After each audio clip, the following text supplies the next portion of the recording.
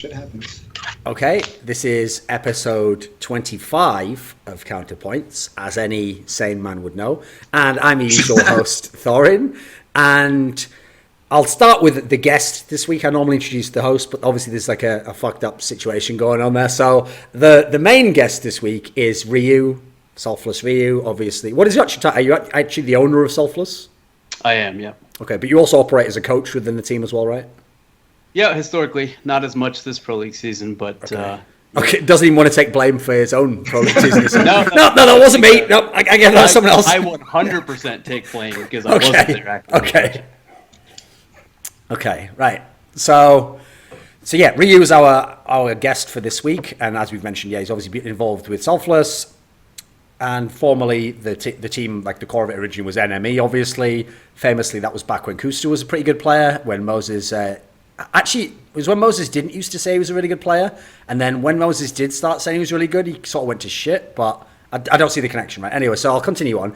And our usual host is here, usual co-host, Moses, but, you know, there's a lot of actual, like, reputation in esports that is, like, undeserved, you know? Like, for example, people think of Richard Lewis as a drunk, aggressive lout who is like unnecessarily rude, and all of those things are false. He's actually a gentleman, he's a lovely man, and he just a great guy all around, and those are just false things. But some reputations are earned. Like, some people think of Semmler as a guy where, you know, he tried to sort of run his own agency type thing just so he could, like, control the careers of other people. And some people think, like, you know, metaphorically, when he's on camera, he's almost like edging someone else out of the shot to get more screen time. So anyway, Semmler is now literally sharing Moses' webcam for this episode. And literally, Moses cannot talk at the same time, because if he talks at the same time, then Semmler can't talk. So in many ways, this is like some sort of mad metaphorical setup for where Semmler is in his career right now. Because here's the thing, Semmler, I understand what you're doing, mate, because... you know, back in the old days, the bad old days, we used to be being kept down by the old boys club, right? And, you know, a lot of people think, yeah, down with the old boys club. And then me and you, obviously, we got together and we were like, well, no, not down with the old boys club. Down with that old boys club. Yeah, we'll be the old boys club. Because if we're on top keeping everyone down, that seems a lot more fun. Actually, that doesn't seem bad anymore, because I'm not the person getting their head stamped on and making inappropriate comments about Smiths and wrecking everyone else's careers, who shall be punished. So let's start the episode. I'm doing great, man. I'm doing great, Duncan. Thank you. So you just created a young boys club, is what you're saying. Yeah, I think that's what you just said. You're the only one who, in fact, you're the only one who thought about young boys when I brought the topic up. So I don't know if you just had a pizza, Moses, but I'd stay the fuck out of politics, mate, because it ain't for you. It ain't for you, motherfucker. That's probably got the YouTube video taken down right there. But anyway, so we'll now progress on to the show. So the key thing is, obviously, Moses and Semmler were at Dreamhack Winter, so that tournament just went on. Ryu watched some of it, but again, I mean, it's not like on this show we break down every game and every round, so we'll start out on Dreamhack Winter, but as usual, I hope the topics will generally be about the teams and where they're at and this sort of thing. So the first thing to start with, actually, is I want to start with one of the teams that did badly at Dreamhack Winter, which is Dignitas, because here's the thing, even if you weren't as up on Dignitas as I am, for example, I thought they would hands down win this tournament. Even if you didn't think that, I can't really think of anyone who actually would have said they wouldn't make it out of the group. Especially bearing in mind, you know that Decide is a best of 3 series. And the lower bracket match is a best of 3 series. So the idea they finished in last place in this tournament, I mean, what are your thoughts on that, Semmler? No, I was as blown away as you are, man. When going into the tournament, going in like the analysis desk, going into the commentary, I mean, everything leading up to it, I was like, this is Dignitas' tournament to lose, and they're going to have to deal with that mental pressure now, where they've always been the underdog, and now they're coming into a tournament where everybody's eyes on them, watching them, saying, you're the ones who are supposed to win this. You're not allowed to make any mistakes. You get to destroy this group, go through the playoffs. Nobody should be able to touch you. And then, yeah, sure enough, it was a disaster. It was actually a disaster for Dignitas. They struggled in every map. It was like 78 rounds versus Flipside, I think it was.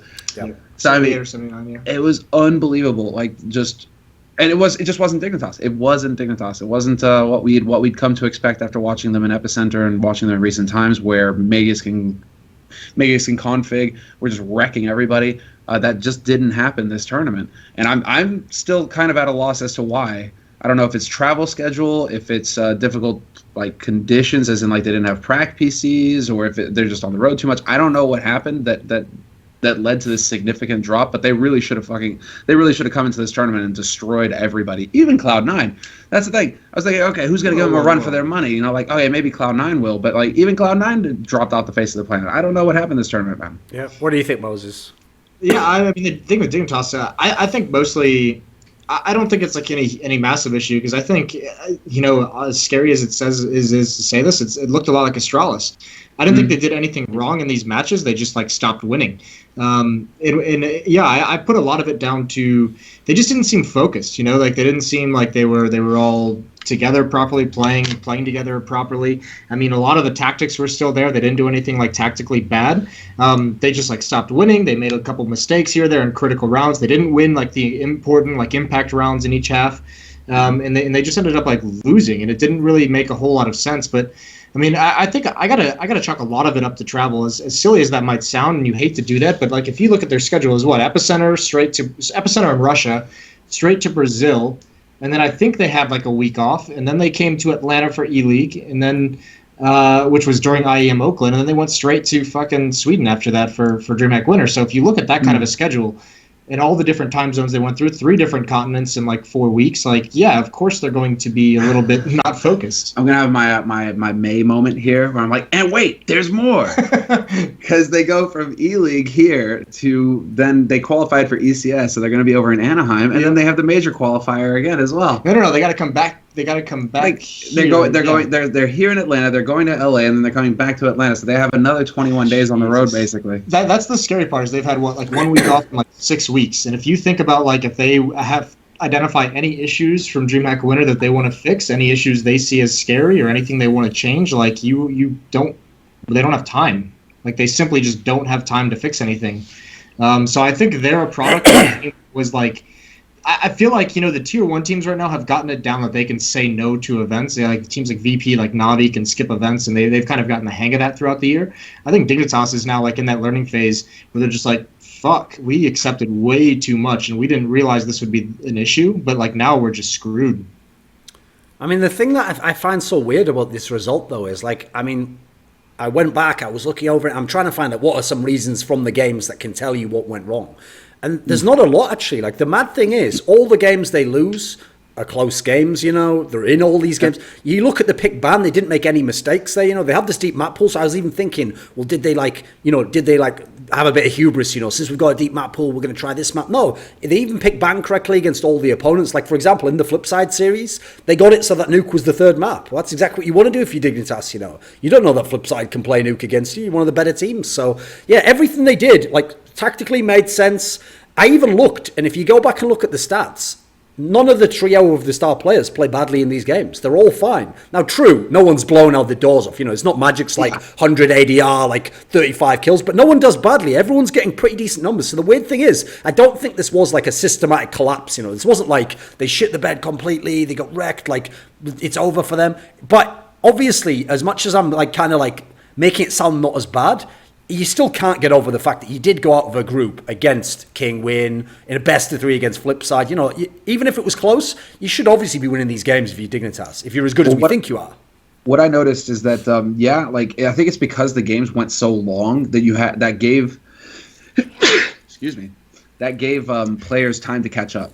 Because I distinctly remember a couple of maps, and Magus in particular, where he would start really cold in a map, really, really cold, like end the half with like 3 kills.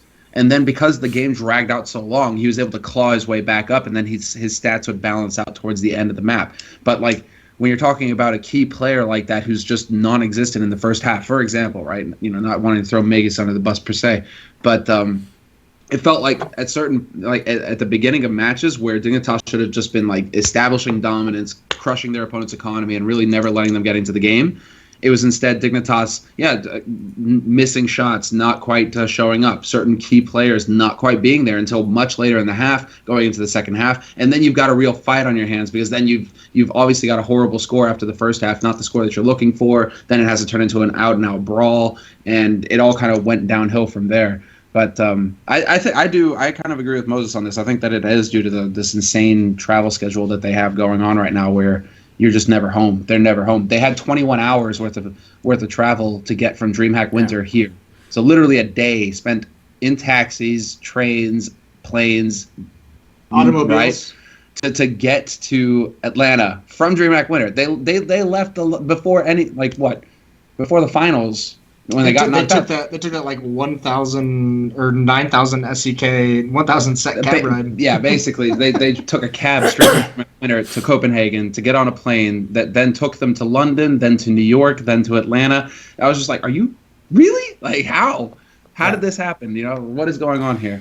No, I mean that is obviously a question. Sorry, Ria, but it's like, because here's the thing, I gave them a little bit of a pass for Pro League because it was the week after Epicenter, and they were one of the few teams who went straight over, you know. And then obviously that's like a brutal group stage as it is, because though, you know, Oakland and ESL Pro Leagues where you play 5 best of ones, so you can't come into that tired and then think you're going to pick it up, you know. Because sure, in a normal group stage, maybe, you know, you get those 2 best of 1 wins, you get out the group, you think, right, I've got a day, you know, recover. There's no time to recover in those group stages. The marathon is the group stage, so I gave them a break for that one. This one, even if you say the travel thing, I still think there's something a little bit off. I haven't lost faith in them, though. Like, I still think Dignitas is going to do work at ELEAGUE. Yeah. I agree. What were you going to say, Ryu? I was going to say, when you have a travel schedule like that and people are playing 20 hours, you know, outside of, you know, maybe 20 hours outside of the tournaments, there's very few players that are world class that can go for that long of a period of time without any levels of real individual practice.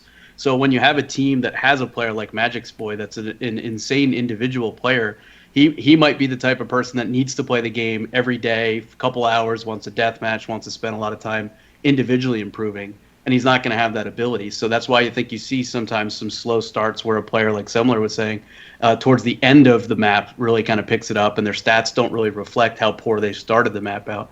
And then from a team perspective, you don't really have any time to innovate. You don't have any time to add new things. So if you're playing against a team that's sitting at home for 2 weeks, watching all your demos, and you're literally going from plane to event to plane to next event, they're going to be way more prepared to play you than you probably are to play them. And I think when you have some of the coaching has shifted now, I think, to being more in practice, more preparation based, and less you know, on the fly in game stuff. And I think it's extremely taxing on these teams. And part of the reason I didn't watch the entire event is because I'm just so sick of watching Counter-Strike. I feel like it gets to a point now where I can't keep up with who's playing someone for whatever match. This is online, this is offline. And I make some time for the bigger events. ELEAGUE's going to be one of them, but they're just so hard to track that even as a viewer, you know, I'm not able to keep up. Okay. By the way, in contrast, coming into this event, Zeus had 160 hours over the past 2 weeks. So he was playing, and I tweeted at him about it. He said that, like, at one point the team stayed together in TeamSpeak without leaving for 35 hours.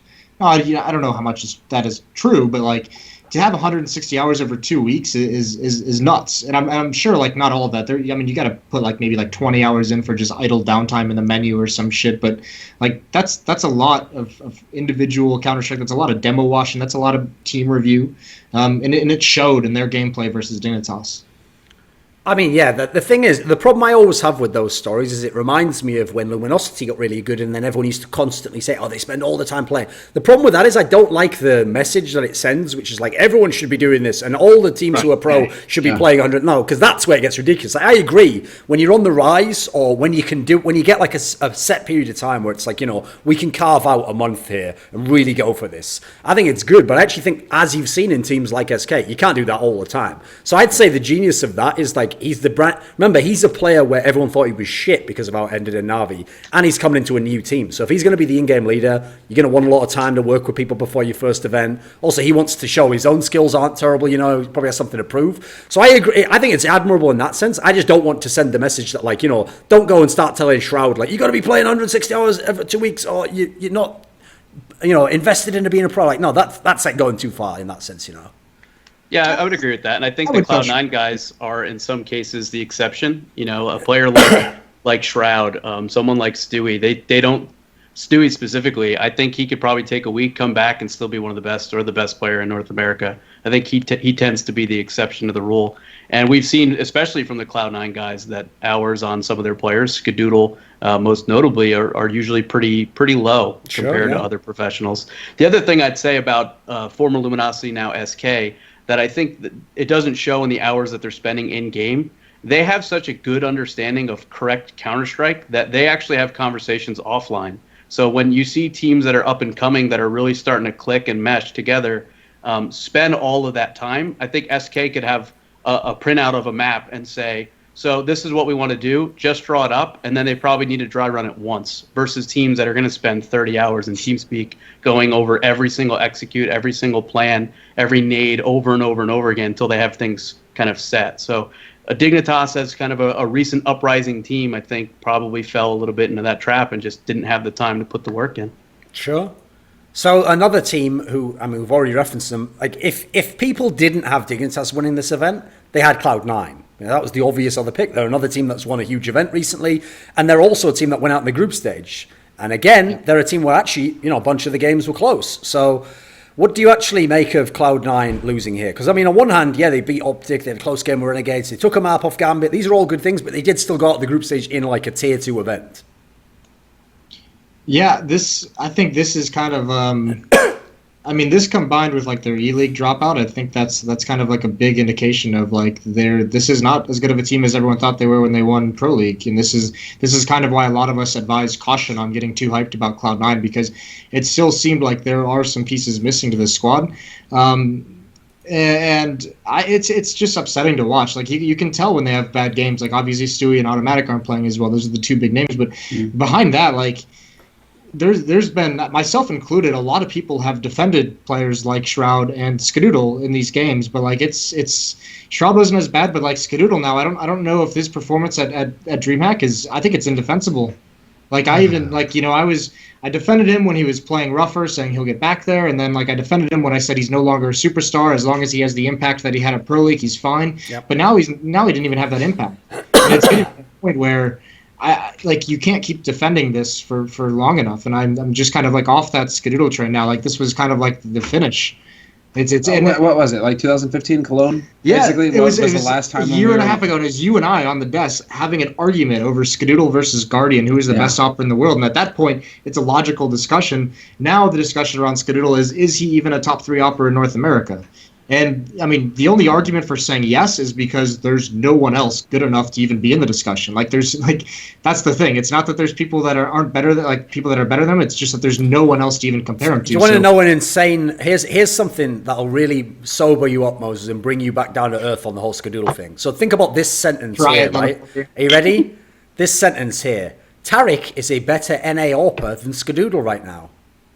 It's probably true. Now, the reason why that's ridiculous, right, is because over a year ago, Moses came along to a CEVO event. He wasn't actually like casting out, but he just came along to the event. And at the event, we were talking to Tariq. I won't explain this scenario, you know, and I'm not going to like leak anything or whatever. But at the time, he was just being like, you know, his own exuberant self, and he was trying to like big himself up, you know, like, oh, I could be the best NA player. And like, he was saying ridiculous shit, like, you know, I could also be like the best AWPer. And we were like, well, that doesn't make sense though, because you're like a pretty good rifler, you know, why don't you just play rifle and play entry? And he was like, no, I could be the best like primary AWPer. And at the time, that was a laughable comment. And at the time, obviously, Skadoodle was the best by far. But it's not even a joke right now. If Tariq picks up the AWP and played it as much as Skadoodle, he'll have more impact right now. Dude, Stewie and Automatic are better AWPers than Skadoodle right now. Like every time you see Stewie and Automatic pick it up, you see them hitting fucking shots, making an impact with this. Stewie in particular. Yeah, it's like he's always. I mean, it was obvious because Stewie's always been the secondary AWPer when they have a 2-op setup. But the big thing with Skadoodle is like when they play Dust 2. He like rarely has impact when there's an A-tank. Like, yeah, there's going to be flashes and smokes, but it's not just his opping. It's the fact that he's so immobile that now makes him a liability, because we know where he's going to be playing on maps, specifically on Dust 2. He will always be at car when he has an AWP, so that is very easy to flush you out. We know he doesn't like to play rail. We know all he's going to do is maybe take a shot, and if he's too blind, he's just going to fall all the way back. So there's not even any like defense mounted, and that's the big issue. Is there's not even any like denial of map control from the AWPer, which is like the most essential part of that weapon is to have map control. I mean, this is why though I don't see a solution, because it's kind of what I referenced in this article I just wrote the other day, is that if Stewie 2K is the in-game leader, and he clearly leads the team based on how he likes to play Counter-Strike. That's why he's effective, and why the team in general is pretty good with him and Automatic, who he kind of gets the vibe of what that guy wants to do. Here's the problem. Why would a player who himself is incredibly I'd say like self-directed. Like Stewie 2K knows what he needs to do in an instant. He knows how to come up with a plan on the fly. He knows when he should be aggressive. Someone like that takes for granted that good players know how to do that. There are some very good players who they lack initiative. They are like turrets. You put them in a position, you move them around a bit. I mean, that's the problem I see is that to Stewie 2K, he might take for granted that like, well, I know Skadoola used to be one of the best players. I'm sure he knows what he's doing. No, maybe he needs you to tell him where to go now or where you want him at this point on the map. Isn't that what Sean said though back in the day on Cloud9 as well when he was thinking that Ska would just hold angles and just hold angles, right? And he had to literally tell him rotate and do these sorts of things. I mean, Ryu, wasn't this literally what people used to say was the rep with you and Kusta? That was one of the problems he ran into in Liquid, right? Yeah, that's what people said. I mean, we certainly set things up around him, and we gave him opportunities to take initial contact on the op. But with a player like Skadoodle, not only did Sean say it, but if you go all the way back to iBuyPower when he was with Daze would say the exact same thing. And this is, I think, where you see the flaw for me in Cloud9 right now is that they don't have actual leadership. They have like kind of a committee in-game leadership, but they don't have an external to the game leader or a coach that can say, okay, we can't communicate with you guys anymore because of this absurd Valve rule. But let's implement 4 or 5 different CT setups where we move Skadoodle to a different location based on either a spawn or the situation or the context of the actual map itself, and what the rounds are and what the economy looks like, and make it so it's not so predictable. Give him an opportunity because I think in his mind, Skadoodle's been trained since he was brought up to this level of Counter-Strike to not die. Like, that's priority 1 is to stay alive. Where a player like Stewie, priority 1 is to kill everything that may or may not be around a corner. And you can see the two different styles contrast. The other thing is they don't make good changes or adjustments during the maps because they take a timeout and they're literally discussing it amongst themselves. They're not like Na'Vi where they could take a timeout and say, okay, Starks, give me 30-second real quick brain dump. Okay, we're going to go and make some changes in the next round. And I think that those are really big issues for a team like that. It has the right pieces and parts, and I think Skadoodle is still the right piece and part for Cloud9, partially because I don't know that there's a better option.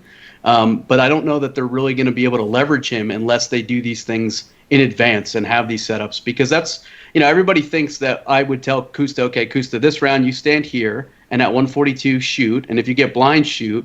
It wasn't that structured. It was very much so, okay, here's the setup. We're going to have somebody really close. And I think Moses saw at the minor that we won, the first minor in North America, when Kusta really had a big performance. If you watch him play on Overpass, mainline was almost always there. We almost always had a bailout flash. We let him play aggressive. And, yeah, he hit some shots and he won some rounds that were all individual skill. But we put him in positions to make those plays, and without someone doing that for Skadoodle, we've seen, I think, a bit of the drop-off. We're not seeing him play to his potential, and I don't know that the other 4 on his team are really going to speak up and say, okay, let's think for you for this given round. It just doesn't seem to be that structure of a team right now. I think Cloud9 is one of the teams that I have pegged to have missed out on the Peacemaker lottery. I don't know, like I'm assuming, and here's the thing, I think it comes down to bad timing. Because if you remember, like the vet that he was really really a free agent, and I guess like quote unquote pitching himself to teams. Because I know he spoke to a lot of teams in NA, maybe not a lot, maybe like 3-4. That was around Pro League, which they won. So I think they come back after winning Pro League, and they're like, "Why do we need a coach? Look at this, we just beat SK in Brazil in the grand final." So I think winning that event actually was worse off for them. But yeah, I mean, yeah, the leadership thing is an issue. I don't think it's so bad, but like. You can't be. But here's the thing, Moses. They're in denial as well. Like I haven't seen them do an interview recently. But when they won that Pro League, I think it was even after. I'm trying to think if it was after Oakland or not. Probably not. There was that interview Stewie 2K did where he said that like they don't play Nuke because their 6 other maps are very good. Now they're living in a fucking fantasy universe if they've got 6 very good maps. The day they got eliminated from Dreamhack Winter, there was the interview on Reddit with Automatic where he was like, "Yeah, teams in our region kind of know how we play. Europeans don't know anything about how we play, so we're gonna catch them all off guard." And it was like the day they got knocked out, and it's just fuck off. Like it doesn't matter if they know how you play if they're just gonna fucking destroy you everywhere they go.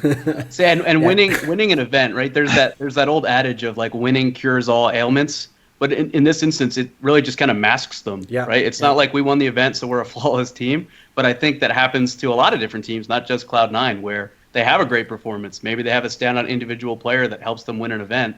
And they're like, hey, like, this is great. Let's just keep doing what we did.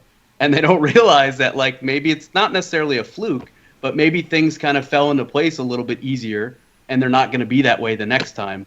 I do think winning that event is going to buy them time. I don't think they're going to look or even entertain any roster changes at this point because of that recent win. That's what's so fucked up. Like, Duncan, we did the episode right after they won Brazil, and we had like a 45-minute conversation about how to fix Cloud9, and people thought we were insane. Yeah. Like this, what people all saw this. Like, how did everyone in Cloud9 miss it? But keep in mind, like their bad days, right, are still like vast majority of the time going to be wildly better than almost the entire region that they primarily compete in. Right? No, but this is exactly the problem here. This is the problem right here, okay? The problem right here is that when they have a really good day, they could make it to like top 4 at a tournament. Maybe they could even have a big upset win over like an NIP or, one of these sorts of levels. They could do it, right? They could certainly have that day. The problem is they shouldn't have the same expectations as the other NA teams.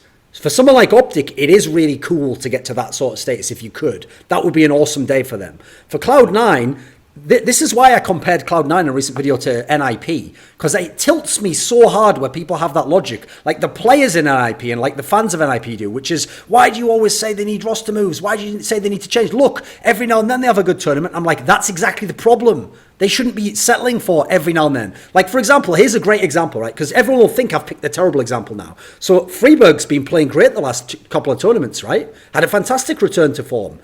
So what people would say is, idiot, you said they should remove him all this year. You should remove him last year. Yeah, and you know what they got as a result? They won 3 tournaments out of like 20. Yeah, if they'd removed him, maybe they would have won 10 tournaments. You see the point? Like, that's the problem with the Skadoodle question. They might win another tournament in 2 months. But the question is, could they have made the final of 3 of these tournaments? Could they have won a couple of these titles if they had either an in-game leader or a different player there? That's the real question to me, because you can't just rest on like, on our best day we can do this. Here's what I love about SK, right? SK isn't winning tournaments right now, but a bad day for SK is the semi-final of every tournament they go to.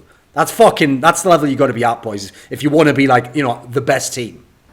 Yeah, that's unreal levels. And they have a long way to go to get there. So the other tough part that they have, if they ever do consider a roster change, is the fact that I think I mentioned this last week, Duncan, was they're one of the teams that wants to remain North American. They don't show any interest in like branching out to get like a European player, to do like the Liquid and bring in a Pimp, or to do the Optic and bring in a Mixwell. So they've really confined their pool to North America. I will say this, because it's been all doom and gloom with Cloud9. I mean, I will say between Stewie and Automatic, that's very, very young, 2 very young, talented players that they have. Like Stewie, I think, is 18, about to turn 19, and I think Automatic is 19, maybe 20.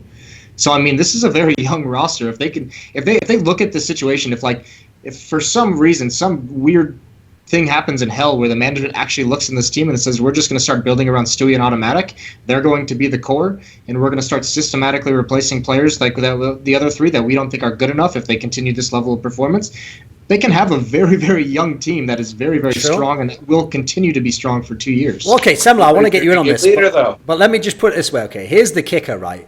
What people aren't thinking about is, think about what's left in the year. There's 1 tournament left. They have to qualify for the major. And by the way, I can't reveal any information, so we'll have to wait until all the format comes out and all that stuff. But you look at the teams in that major, it's not certain they're making it, mate. Like, listen, they might. They certainly are on the brink, right? For me, if you look at how they've performed in these Oakland group stages, APL, like, what happens is like Ryu said, okay, a bad day for them, still not that bad, right? They're still going to have a shot, but there's going to be so many dangerous teams in that major qualifier. If they don't make it through the major qualifier, then all of a sudden you look at the last 4 or 5 results, and now it's looking like a joke. And now you've got to do something, surely.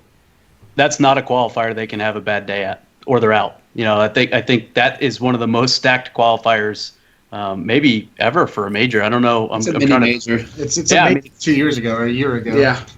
It's they can't, they literally cannot have a bad day, and that's in a game that's not naturally consistent, just in the way and the mechanics of the game itself.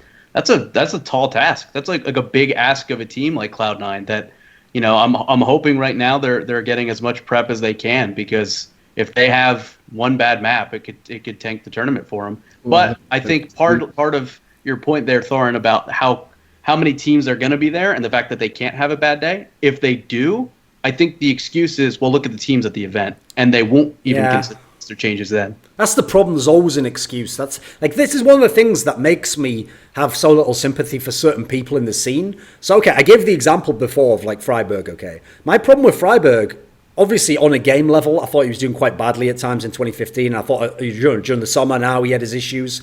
I would cut them on the level of the game aspect, but also, if you ever talk to them or see them do interviews, they're just totally delusional. You know, they're not doing badly, and if they are, people are just saying that to be harsh, and, you know, they're going to pick it up, and, you know, they'd say every excuse in the book. They'll never come up with the idea that I'm actually doing badly at the moment, you know, something's got to change, etc. And so I feel the same way about Shroud and Skadoodle. You see those guys, that's the reason they're the ones, Shroud particularly, who are crying about people making fun of bad players, because their solution isn't, well, it doesn't matter, I'm going to have my shit together and prove them wrong. No, their solution is, well, I kind of know this is going to continue, so let's deal with it now, you know. Like, what do you think of this, Semmler? Come on.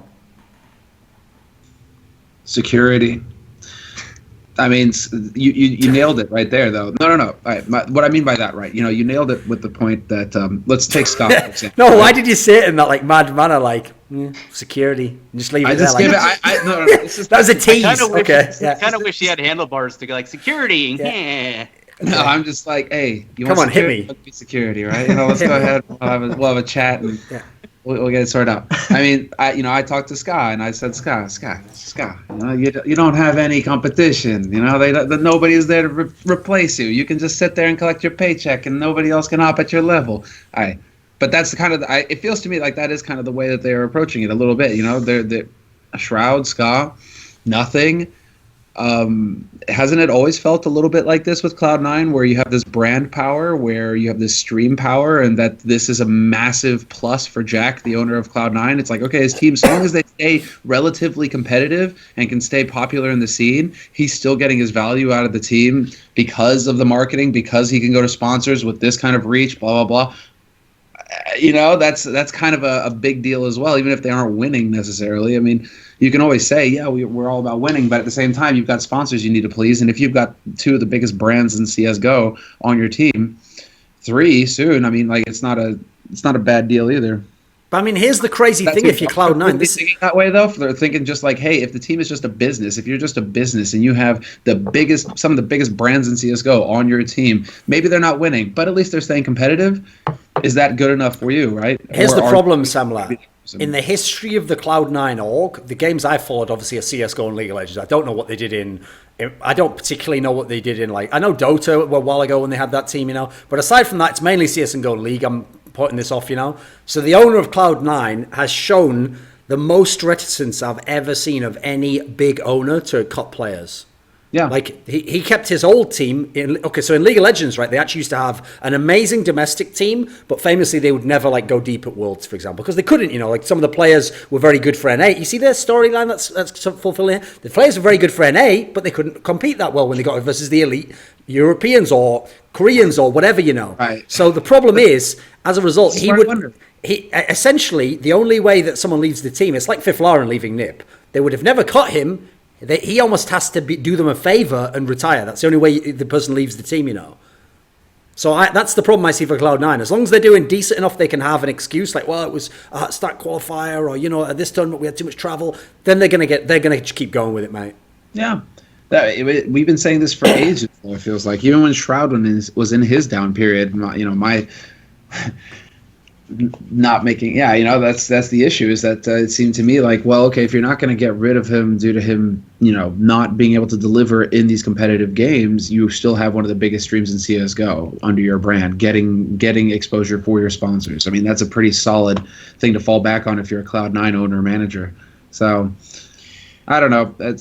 For Cloud9, it always comes back to, even if we want to get into the leadership angle. Okay, we talked about Ska with the op. Who's going to replace Ska with the op? Okay, maybe Tarek. I don't know. Like, wait a minute. Wait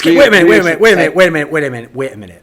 Why does anyone have to replace Skadoodle with the AWP? What the fuck is he doing with an AWP? Okay, fine. You give it to Stewie. Fine. No, what is he doing with an AWP? That's what I've never understood about the Moses argument, right? What do you mean? Ska's never done anything but. Why am I? What Because if you ever bring up the concept of cutting Skadoodle, Moses says you have to replace him with another AWPer. He's not doing anything with the AWP. Yeah. So you do want you a full-time op? What he's saying is, why couldn't you replace him with a Mixwell that can rifle or op and maybe Stewie primaries? Why do you need? I mean, if you look at what Optic's doing now, Mixwell sometimes isn't even the primary. Sometimes it's Nap, not even Terry. You don't need a pure opper. You need someone who is going to take the op and say, "I'm the motherfucker with the big green gun." So here's the problem. I will outline the problem right now, and this is the problem for every NA team. NA players are actually the most egotistical players in the entire world. Because if I go to an NA player, and I've done this, okay, and I tell them something like, they're like, who could I recruit into my team? I'll tell them a name like, well, I mean, I obviously can't tell you a superstar name because they wouldn't join your team and they already have more money. So I'm going to have to tell you a name that is in theory not a massive name. So I'll tell them something like Valde, and they'll be like, he's not that good. And I'll be like, so basically the only way he can prove to you he's good is by getting way better than you, getting on a much better team, outperforming you. Now, why the fuck would he join your team now? Doesn't make any sense, does it? Same as if I'd gone to an NA team 2 months ago and said, why not try recruiting Glaive? He used to be an in-game leader. They'd be like, oh, he isn't anymore and he can't do it. Like, they use this kind of logic they use means they can never recruit anyone. Because no one amazing is going to join their team. And that inherently is an issue in the NA scene, because once you get good enough, you're always saying, like, we only, now that we've gotten to this level, we recruit people who have shown that they can be at this level before. And the ridiculous thing about it, especially with Cloud9, is the fact that the past 3 recruits they've had have all come from nowhere. Yep. Shroud had played 1 season in Invite. Stewie had played 0 seasons in Invite. Automatic was a role player on a shit team. And all these 3 players have at one point been the stars of their team. And now it's Stewie and Automatic. Even as a role player, obviously Freakazoid added something and he came from nowhere again, you know? Yeah, but I mean, like, he had something a little bit different. No, but he wasn't proving his pedigree, and then you got to pick up Freakazoid. Look what he's doing on this team, you know? He was doing nothing at the time. Right, but I mean that's the big thing. And if I'm a Cloud9 GM, if I'm the guy who's trying to build this team, I'm saying essentially, you have the major. You have the major qualifier. If you fail to get out of the major, I am going to try out every fucking 18-year-old in the country to be on this squad. I'm going to premiere, and I'm just stealing all of their best players to practice with them, and I'm going to try them out through the month of January while the major is going on. If you qualify for the major and you disappoint me at the major, I am spending the entire next season of ESL Pro League. I'm using all my roster changes allotted to me to try out different players throughout that season, and I am picking someone by like halfway through the season to be on my team instead of you. Like there's got to be a point where like this team aspires to be the hands down the best team in NA, and they can compete internationally on a consistent basis. So basically, you pull a sadicist. You say, "I'm going to try out every fucking 18-year-old in this country," but then you add in. I mean, players to be on my team, of course. Square brackets, players to be on my team. Close square brackets.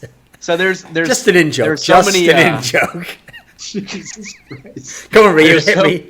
No, there's so many things to speak on there. I think one, when you look at the North American players and the egos that they have, especially now with what some of these players and some of what these orgs are paying these players, they would take the paycheck over the win. Meaning, if someone was offering them $7,500 a month, like some of these players are making, versus I'll give you $3K a month, fairly reasonable amount of money, but put you on a team that's a contender, most of them are going to take the money. And they'll say, like, no, listen, I really want to win. But if you look at their actions, it doesn't align to that. And then the other point about what Moses said, what he would do if maybe he was Jack, and not necessarily threaten, but say, like, hey, we're going to start looking at other options. I actually think the tea leaves are there for Cloud9 specifically already. If you check some of the tweets that came out, I think today or yesterday, and you followed along a little bit with what Cloud9 has done in Overwatch, I think they're going to build an academy team. I think they're going to build a second team. I think they're going to put some good players on it. They're going to leverage about Jordan, who asked, like, who are some good young, like, 16 to 19-year-old players or something. Well, here's the thing, Ryu, is actually just like, let me just quickly say this, okay? I'll let you pick it up again. But just to quickly make a point, the reason why I'll let you finish. The reason why in League of Legends it was really important to have a challenger team is because it didn't matter whether they got into LCS, etc., right? Like, if they got in, you were going to sell the spot anyway, right? So the idea is it's a way to make money. Well, actually, what no one picked up on in CSGO, I'm amazed no one thought to do this, is actually just go out there, sign every young talent, because if one of them becomes good, the payout that you will get from the buyout, as long as he's on a contract, will be way more than you invested. And if you do it right, if you make like a legit team out of like, talents, maybe you could still send them to like your Northern Arena type events and have some exposure, and let them build their name. And the idea is you either use them for your team, as I'm assuming you're suggesting here Cloud9 would do, or you just sell them to the highest bidder, to the Optic of the world, Okay, what were you saying? Yeah. What was the rest of that?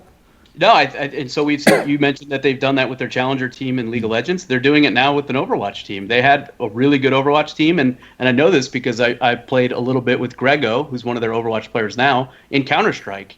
And he's on the team. Talk about Grego, my ego. Yeah, instead of cutting those players that was like their original Overwatch roster, they've actually all just been like demoted to like the B team. And I think the idea there is that it puts a little bit of pressure on the A team, like the varsity or the starting lineup, to play well. They have options to pull from, like pulling players from the bench. And then if it doesn't work, they'll probably look for options to sell it with this huge Overwatch league out there looming. So I think that model in the world of Counter-Strike, we've already seen teams like Fnatic have an academy team. I think we're going to see that a little bit more. My concern is the bigger thing, I think, is the egos of these players and what they're chasing. Job security. I feel like people who say job security are probably like no talent hacks that suck at their job. And I say that from actually working with some of these people, not necessarily in esports, Sure. but in my outside of esports career. But like, if you have the talent, if you're genuinely great at what you do, you don't really ever worry about job security because you know that you'll make it. You'll have an opportunity. You'll have something else that you can do.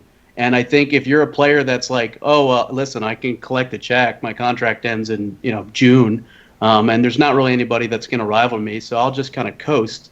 It's a waste. And if I was in that organization, and this is if I don't think Jack has ever said this, so I don't want to put words in his mouth, but it feels at times like the business comes first and the winning and stuff comes second, and that's okay. Different strokes for different folks. But as a North American fan, I want a team, maybe one of these big NBA money teams, to come out and say like, hey, as this shuffle's going on, we're actually going to build a team whose primary goal is to get to the finals of a major, right? Like let's aim really freaking high. And I don't know that there's a lot of teams right now doing it. And watching all these like potential rosters come together in this shuffle going on, some of them are just straight dog shit. Like I can't believe what's going to be paid for teams that are going to be at best mediocre. Yeah, it's frustrating. I mean, put it this way. Here's the comment I would say about Cloud9. Especially as a team owner. Right. Well, see, the good news is as a team owner right now, I have two extremely hot commodities. Like I'm the guy that Thorin just described, of like pick up really good players and then eventually sell them. Because everybody wants. Who's your second one? You have Breezy. Breezy has had the most interest. I think he's probably the most sought after. Then Nifty, we've got a couple of orgs that have asked about. And I think they both fall into that young talent, a lot of potential. I think we'll see them in the future in the scene if teams are willing to take chances on young players. And I think Cloud9 actually has been really good in that respect. Because the problem is, it's like the point I made in my video, okay, is there only are two routes to getting new players. You've got to either get established stars, which means you pay over the odds, because the idea is, like for example, okay, it didn't work out, but I actually had a lot of respect for Team Liquid for getting JDM, because I know they couldn't just get him easily, right? They actually had to pay a massive buyout to get him. But they did it because they thought to themselves, established star player, we need an AWPer, and it was a trade that made sense. Now, whether it did work out or not, it's a separate matter, and that story also isn't finished being written, but that's actually a respectable move to make, So the big problem I have is you either get the established star or you've got to get the rising talent. And if you get the guy who's the rising talent, he can't be proven already. That's the whole thing logically. So if you're going to get that guy, you got to try out someone who's not yet amazing. Because one thing actually that I've learned from the Stewie 2K situation that I was wrong about in Counter-Strike was I thought Counter-Strike would be like real sports. Because there was so much money, I thought, right, what you do is you don't pick up Stewie 2K. Because if he's good, let him go to like, at the time Optic was smaller, let him go to an Optic or a CLG, let him show that he's good there. Then once he's good, he hasn't quite hit his max value yet, you see some potential, then you make like an okay sized salary transfer for him, you get him on your team, and then you get, whereas what I've learned now is that's the part I was incorrect about, because there's not actually enough of a difference between most of these orgs and Cloud9 that they can just come in and buy any player they want for any amount of money. So actually, if you let him go to that other team and he becomes good, you let them take the gamble, they will get the reward of that gamble, and they don't have to sell that player to you anymore. So unfortunately, that's the part where I had to learn myself. That's actually not really how the season's working at the moment. You can't really, like, for example, at the moment, here's a good example. Everyone wasn't really that up on Tarek after the end of CLG, because CLG was going to shit, wasn't good. Well, now everyone would love to have him on their team in NA, but too late now, isn't it? You can't go to Optic and go, hello Optic, company that probably has as much or more money than I do, can I buy your best player? You'd be like, well, fuck off, no. And the player probably wouldn't leave. That Tarek example is kind of unfair, though, because Tarek showed for like 2-3 years for 2 years in CLG that he wasn't reaching his potential anyway. Like, there was no reason to go after him when he was leaving CLG. Like, you'd seen what he could do for 2 years, even as the focal point of that team. But yeah, I know, I get what you're saying. I just think the Tarek example is in my opinion, not fair. No, because the point is that he is now really... you missed the whole point of the analogy there. The point was about once someone has already proven they're really good on a big org, you can't sign them at that point in time. Yeah, and I think if Tarek is one of those, Tarek is making a substantial amount of money. I think we saw his potential in the past, right? So there's a little bit less mystery than I think there is to a player like Nifty, who Thorin may have never even seen Nifty play, So there's a little bit of a greater risk that you're taking with the. I mean, he was at CEVO Season 9 finals that I did, but you're right, I have never seen him play. Yes, dude. So that was his first LAN, and I'll tell you what, we got beat something, man. And that was where I learned that events that do elimination matches day one are the worst when you're the team that gets eliminated day one. But to go back to the point of a player like Tarek, or a player that's really, really good that we know is going to sell for a lot of money, I do think there's a business there. I think that there can be minor league teams and academy teams that are more aligned for business purposes, where you're the stepping stone onto bigger and better orgs. I think in some cases I own an org that has done that.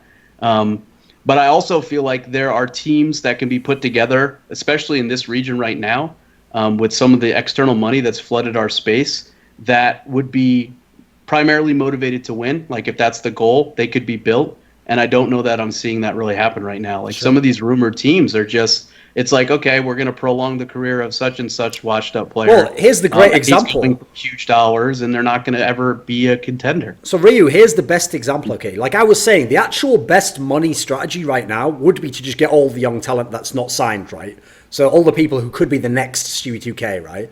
And if you did that, yeah, your team probably won't be good, right? Because they're all unproven. But the idea is you've got two benefits. One, let's say some of them do turn out to be good and you can keep them in your org, right? Where you build around that guy. Or two, you sell the guy and you make money off him, and then you can buy players you want. Whereas at the moment, you're exactly right. The big problem right now is people go the other way. People like CLG hold on to players like Kotler who have become washed up. People like NRG is a great example. They made an entire team out of players who had no potential to become really good. The potential of every player is known, and a bunch of them are totally washed up, and you're paying them a real salary. So actually what's mad is the people like the Stewie 2Ks of the world couldn't get into teams before.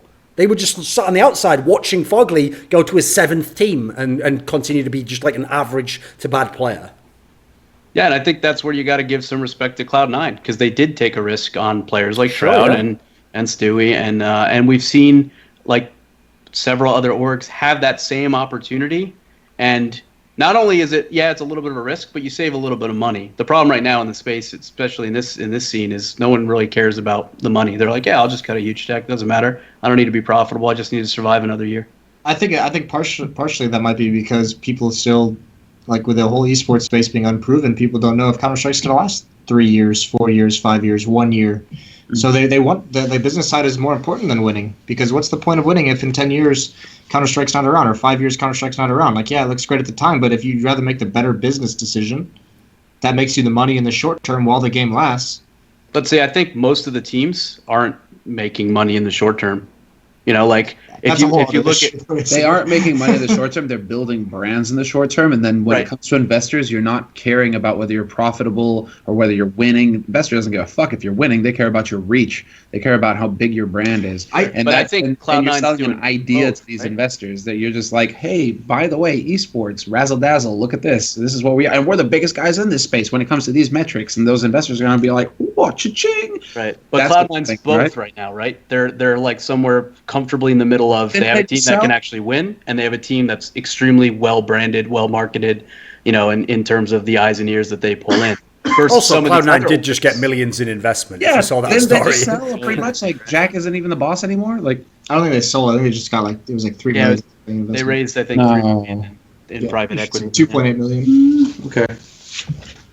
But yeah, so and then I think you look at some of the other teams, right? And it's like they fielded a team for the sake of fielding a team. I had a rumor And I don't know that the primary a team that didn't have big name streamers, huge follower counts, anything like that were like mediocre players. And now I'm seeing all these orgs saying, hey, listen, we would love, can we talk to Breeze? We'd love to make Breeze an offer. I'm like, sure, yeah, reach out to him, talk to him, see what he thinks.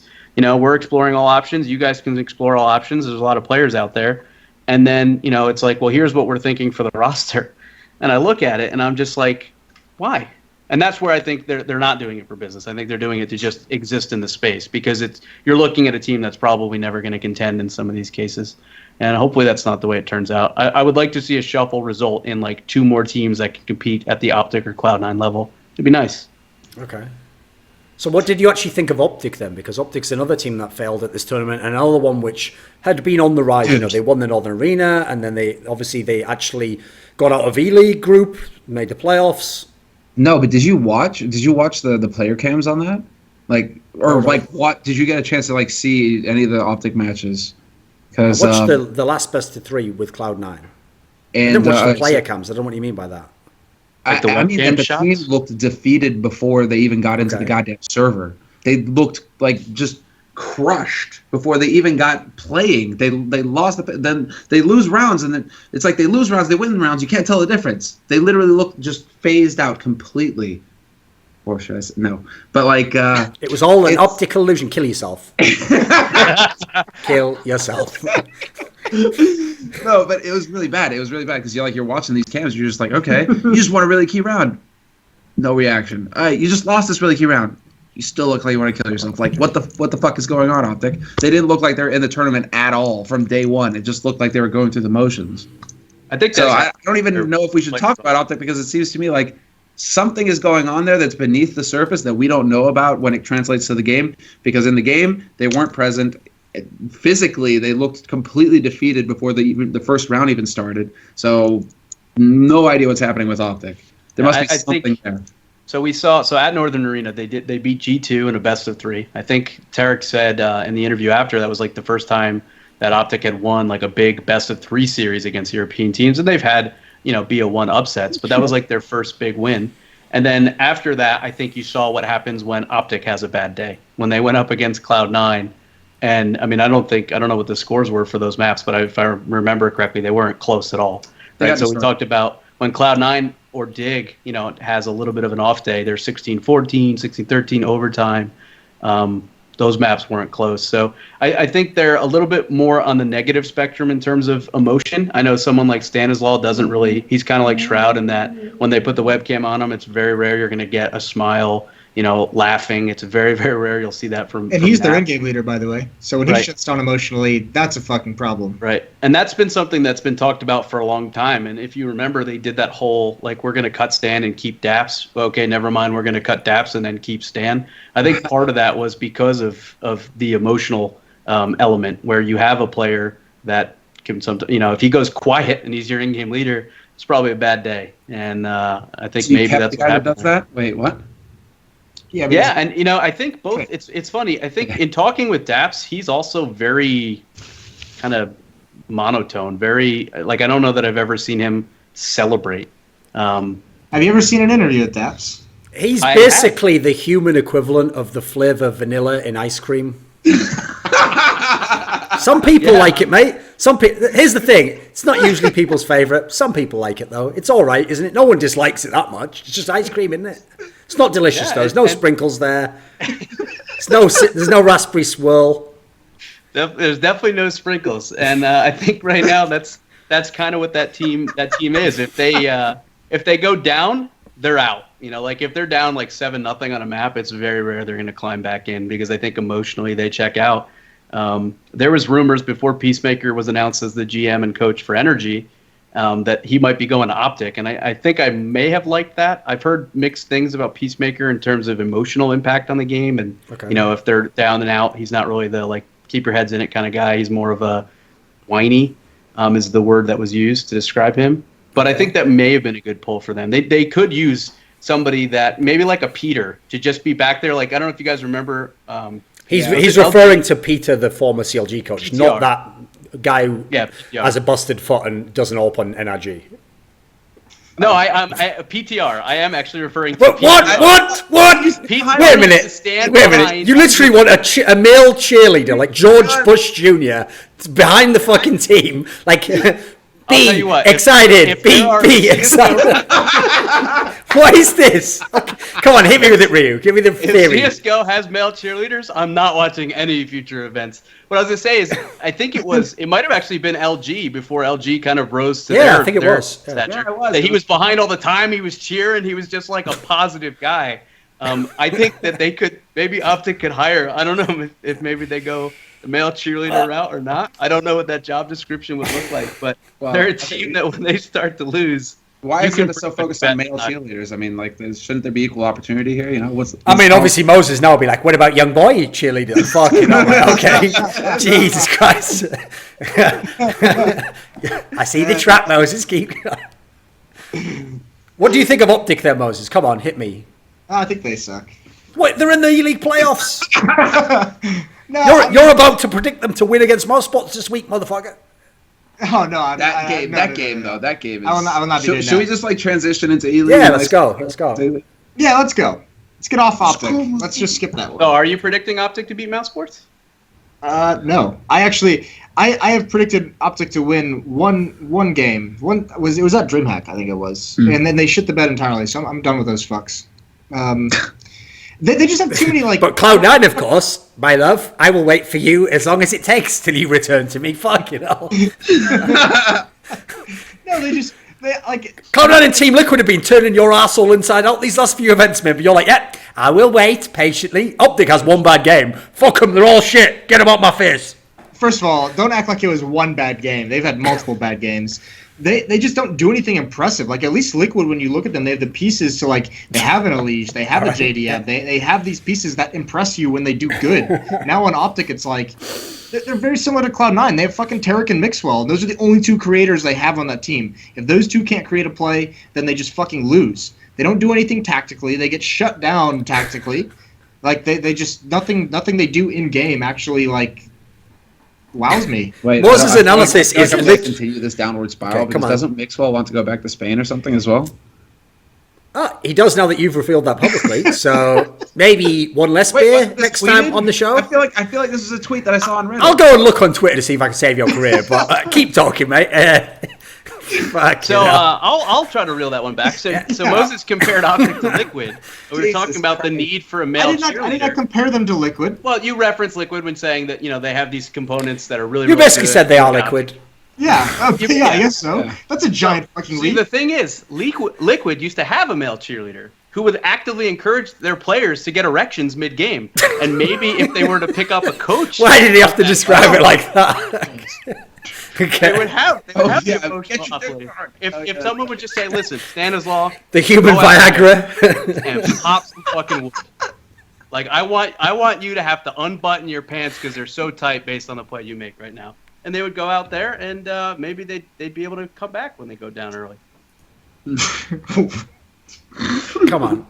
I feel like the concept of a fluffer would go a real long way in this debate, this conversation right now. So about ELEAGUE, huh? Yeah, let's get into ELEAGUE. So you said you're not predicting Optic to take out Mouse Sports. As shit as Mousesport is as well, I will still take them to beat Optic. Sound that? Yeah, no, I side with that. That's one of the 4 playoff matches that's going to happen to start things off here. I think that's actually a very close series. Yeah.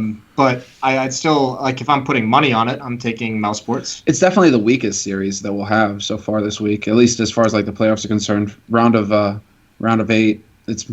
What luck for either of these teams though?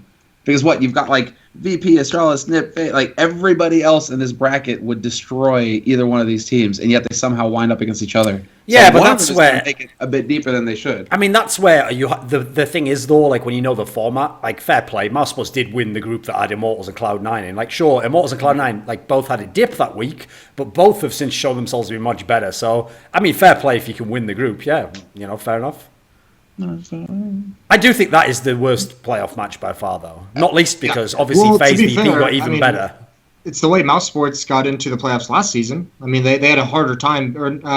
Was it into the Mouse? Yeah, they beat Astralis when Astralis had the. Or no, they beat them in the quarterfinals. Yeah. Yeah, Mouse Sports beat Astralis in the quarterfinals. That was like when Astralis first started looking like they didn't know what they were doing. That was like the very first game. I could definitely see Optic taking that match against. I don't Mouse think it's Sports. as The problem ridiculous. is, Are you going to predict it? I'll predict that, yeah. But the problem is they're going to play VP or FaZe after, and I think that just makes a really Well, yeah, no one's going any farther than that match. No. yeah and that's the one bad thing, right? You're saying it's good that like those are probably the two weaker teams. The bad thing is when they play each other, one of them's going to be in the semis, and that usually makes for a little bit of a rough outing that close to the final. I mean, I'm sure that VP and FaZe are pretty happy that they're on that side of the bracket. We can put it that way. Yeah. See, the thing is, I think the Mouse Optic series is actually... Here's the thing. It will be a terrible series because they aren't great teams, but it should be exciting because if you look at it, not only are both kind of up and down, I think actually at the moment, as it is at the moment, the one thing you would have usually been able to say with Mouse is they will have the best player in the server. You can't even say that right now. Optic might have the best player in the server. Like, I actually think the firepower is pretty even. And so my big problem with this series is I think it has to go 3 maps because they have, like, opposite map pools almost. Like, they both share Dust 2. That's about it. Other than that, Optic wants, like, Train and Cobble. Mousebots aren't playing these fucking maps. Mousebots are playing, like, Mirage and Overpass, you know. So I think at this point in time, or Cash, you know. So actually, I think Cash and Dust 2 are the only 2 maps they share. So I think what you're going to get here is... As mad as it sounds, Optic would actually have a chance, I think, to win 2-0 if they win, because they could win Mouse's pick, and then they could win their own, which will probably be like Train or Cobble. So I think Mouse wins 2-1, so I would say it'll be 2-1 Mouse, or Optic wins 2-0. I think it's unlikely Optic can win 2-0, just because like you have to win 2 maps in a row. That's fucking tough, no matter what the maps are. So I'll take Mouse to win it, but I think it's going to be a 3-game series on this one. I mean...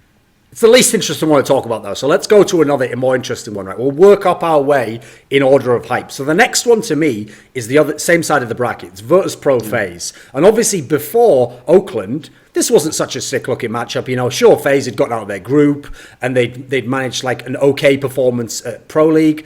But obviously they almost made it to the final of Oakland. So now this has become a really sexy matchup because most people I know, despite what the rankings might say, have VP as the best team. You know, they just aren't the best by virtue of not playing the tournaments. So VP versus FaZe, what do you think, Semmler? For the reasons you just stated right there, FaZe have made some pretty good improvements so far, it seems. VP have had a couple weeks off now, basically, to regenerate and have some time at home. A lot of them have got, a lot of them, I mean, 2 of them, Cuban and Pasha, have got their kids.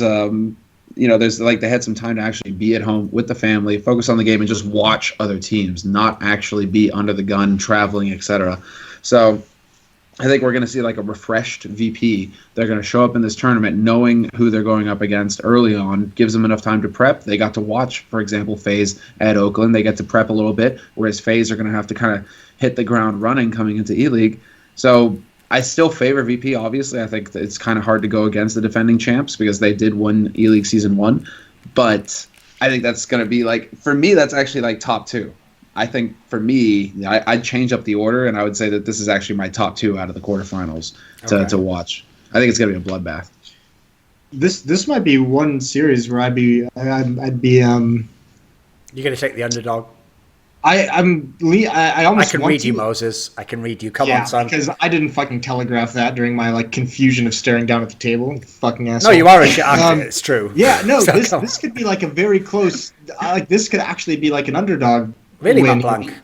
And here's why. All right. Virtus.pro, they're definitely the favorites. They definitely, when you look at it, have a stronger map pool. But I am very worried by a team like VP that has taken this much time off, that has like canceled events, that dropped out of Oakland, that decided not to go to Brazil when they were invited after the fact, that has just stepped away from the game this much, because I think they need to be in shape, and I think this time off is going to hurt them more than help. On top of everything. I just think that they are like, this is a team coming into the events that you need to be able to see how Virtus.pro is playing to start an event out before you can really judge them. I think that's a very big question mark. I think that's always the big thing for me with VP. We knew in the last season of ELEAGUE when they won it, we knew in the last chance qualifier portion that they were going to be very, very dangerous and very good into the playoffs because we actually watched them play. We could see what they were looking like. This VP team, this may be entirely different than the team we saw get to the finals of Epicenter, which was what the last event they played in was Epicenter. So I'm a little bit worried in that sense because phases look good, and more importantly, FaZe sure they were able to compete on Nuke. Like FaZe is good on Nuke. They're not like the best team. They're not like world beaters, but they're able to compete on it, and that's a huge benefit that VP had overall in their series. Is that outside of Dignitas and NIP, you don't really feel like there's anyone who can compete with VP on Nuke. But FaZe look good on it, so they're not going to be scared to play that game against VP. What do you think, Ryu? I'm one of those people that thinks Virtus.pro is the best team in the world. I think that they're not in there in the rankings because they haven't attended the events.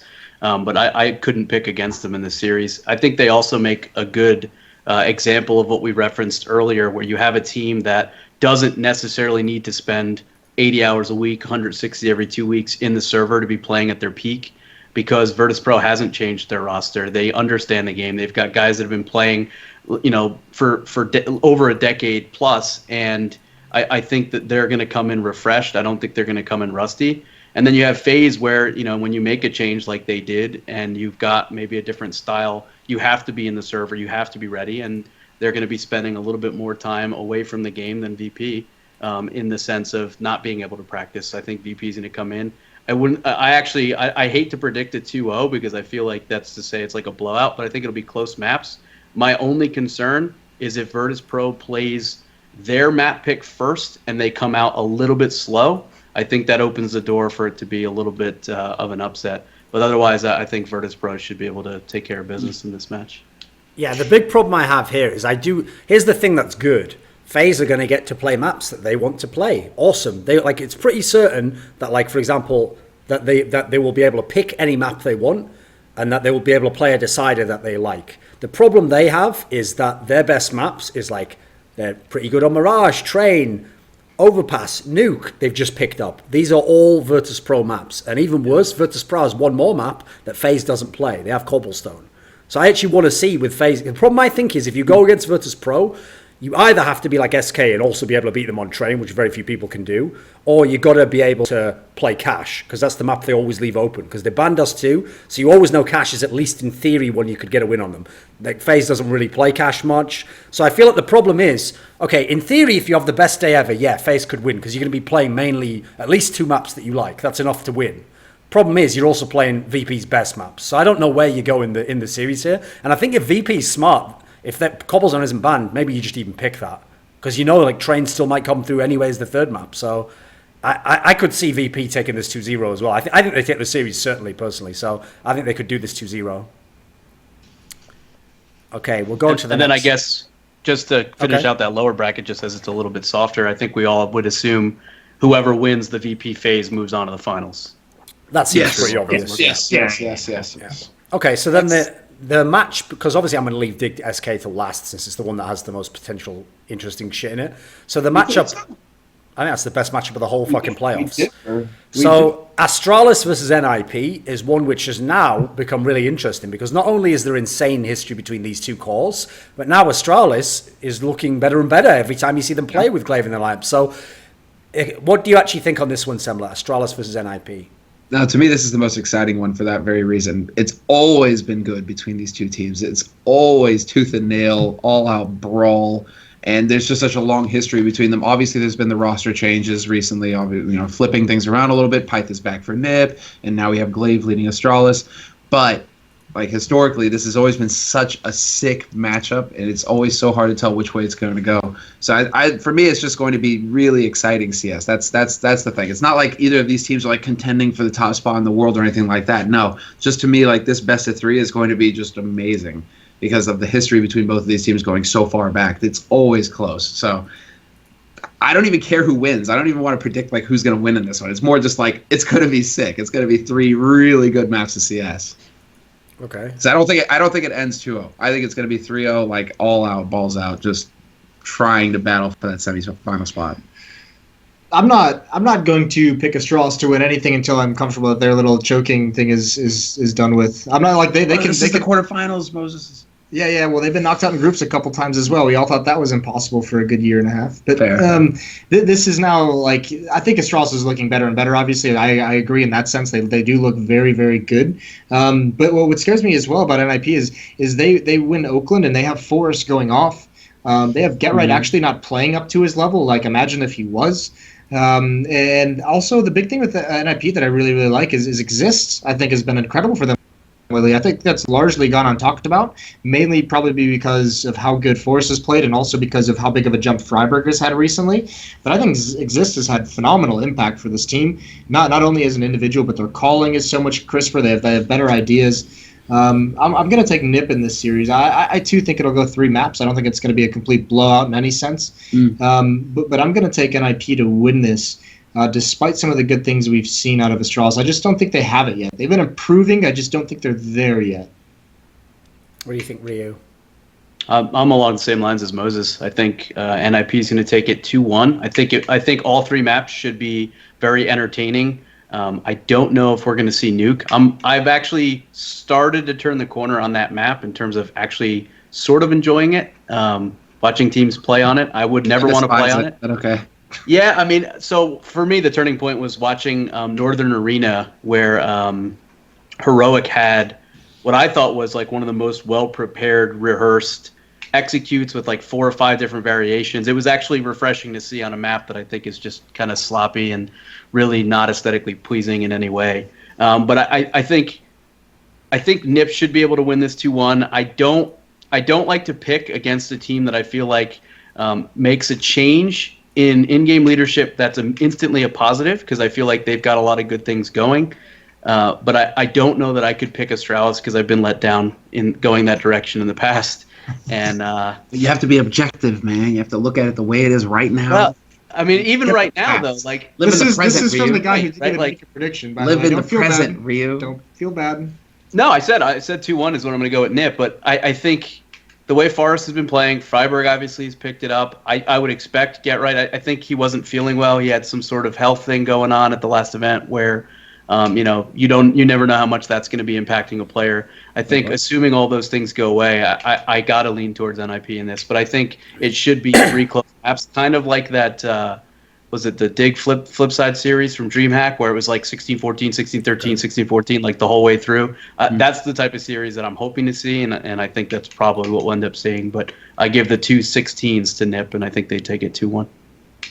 Yeah, the interesting thing about this series is, like, obviously the team with the question marks is Astralis, because we still don't quite know. Like, we have an idea that they're better and that they're kind of like a little bit more like the old Astralis in terms of like, you shouldn't just expect them to roll over and get beaten up like they did in the middle of this year.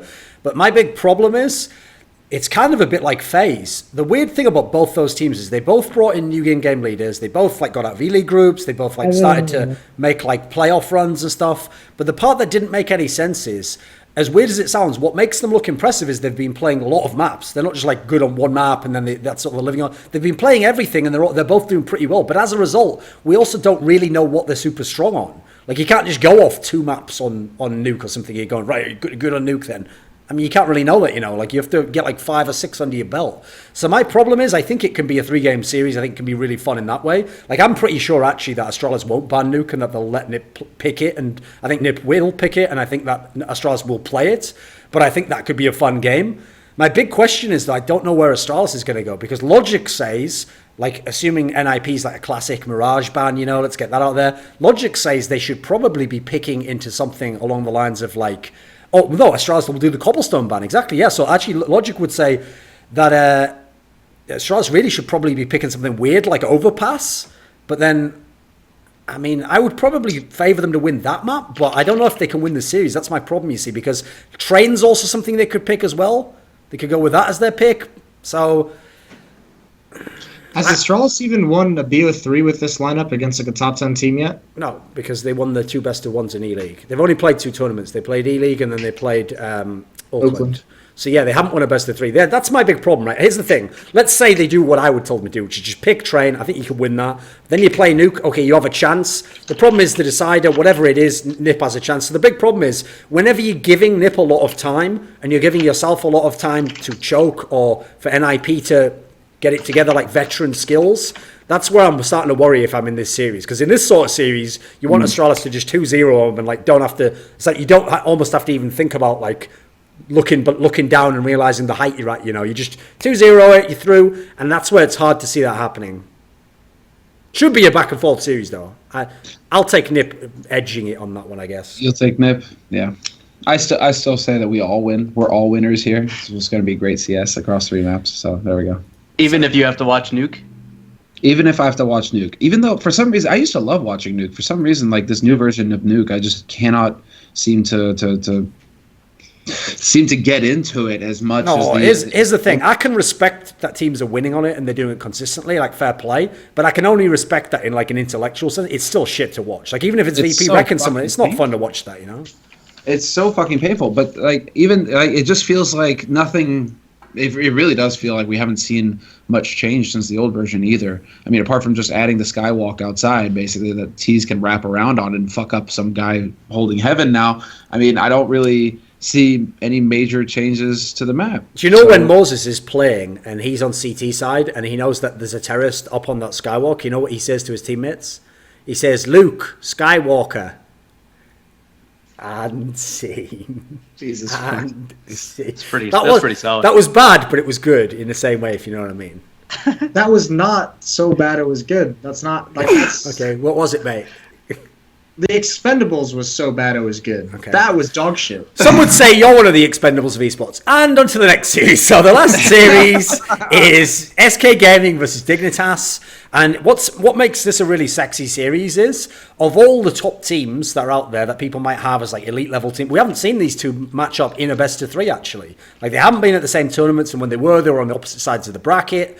So this is one where we haven't really got like a track record to go off. Sure, they've played some group stage games, but that's about it. So Moses, start me off on this one. Who are you leaning towards? SK Dignitas. I'm taking SK and I'm taking it 2-0. Yeah. I don't think this is going to be nearly as dominant nearly as close as people think it will, as it should be on paper. And I think that's going to be a product of all the travel, of all the events that Dignitas has been to. The way we saw them in Dreamhack Winter, I don't think there's a lot of time for them to fix anything. Now, I will say the one pitfall to this prediction is that frequently as analysts, you have information that the public does not have. You have that kind of behind the scenes that a team is not functioning properly, that 2 players are arguing. And so that doesn't always pan out to be true. So this might be the bounce back, but I think more than likely this is going to be domination by SK. I think they're looking so much better than they looked previously. I think they were very close to, if it wasn't for Force, I think they would have won Oakland. I think this team is getting back to its level of very strong dominance. You might not see it to the same extent that we saw this year, but I'm taking SK 2-0. I think Dignitas, they need a little bit more time to figure some things out. I don't think they're going to be as strong as we saw them at Epicenter. The thing is that you can't go 30 rounds against Tier 2 teams and expect to be able to go 30 rounds against Tier 1 teams like SK, unless you have that theory where it's just like you play to the level of your opponent. Okay, maybe then we're going to have a close series, but I still see like a rested SK who have actually had a week at home to recover a bit, going up against Dignitas, who have just been perpetually on the road. Like I said, they had 21 hours worth of travel from Dreamhack Winter just to get here to Atlanta.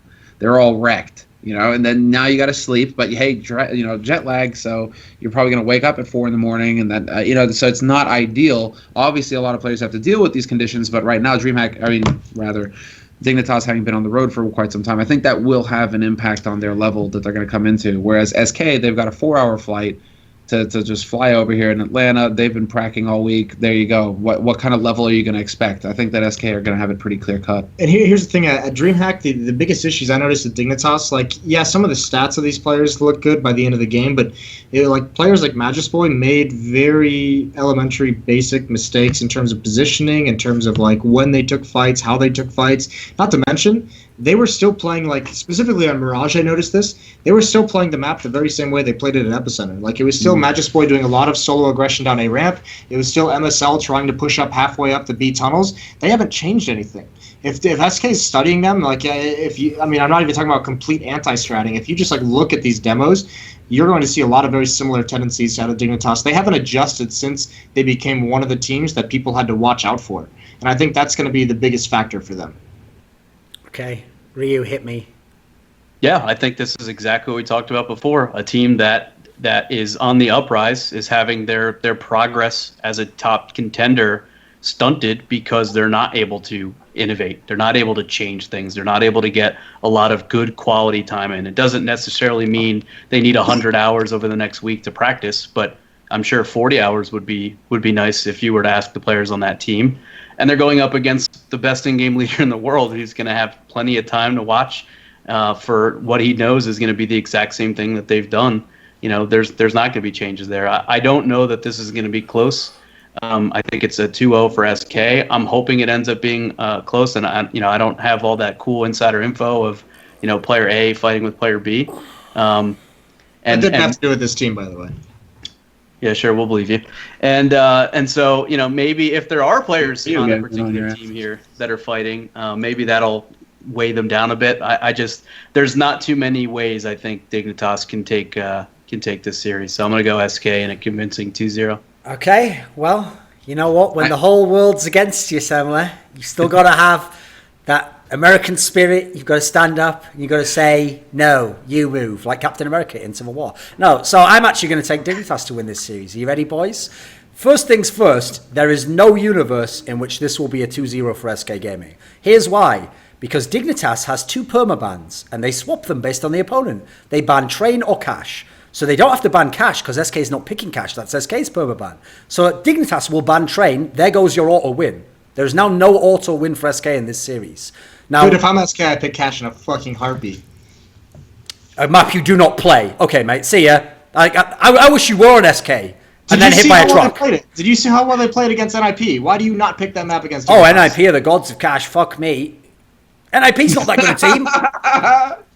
But the thing is that fucking... No, come on, man. All right, Duncan. Like, if you know it's your opponent's permaban, they play it so well against NIP. Yep. They play it frequently in the region individually in Rank S. Yep. I take that map any day against a team who permabans it as well. Yeah, because MSL has made it clear that he does not like the map. He fucking hates that map. Sure, but okay, let's say they do. I'm telling you, I don't think that happens. Here's what I think happens, okay? I reckon it goes like this. SK, they get Train banned out. I think SK responds with a nuke ban, which is what they switched up in the semis and the final, which they didn't want to play nuke in that scenario. And obviously we know Dignitas dangerous on nuke. So both teams have the one map that you'd have to say they will certainly win this. No reason for the other team to win. So now it becomes, what are we going to pick here? Now I think logically, the guys from SK, if you look in history, after Train, their only reliable map after Train at the moment is actually Overpass. That's the map that they still feel like they can get good wins on, they're solid on, or the surprise pick is go with Dust 2, because actually Dust 2's kind of saved their arse a little bit recently. So one of those two are both good picks. I think if they go to Overpass, I know that Dignitas can play this map. They're pretty good on that map. Dust 2 on my edge to SK. So let's say SK picks Overpass, then I think that's going to be close, but I'll give SK that map. I think Dignitas actually in this scenario is going to go straight for Mirage. It's a map they like anyway. It's a map that's dropped off a fucking cliff for SK.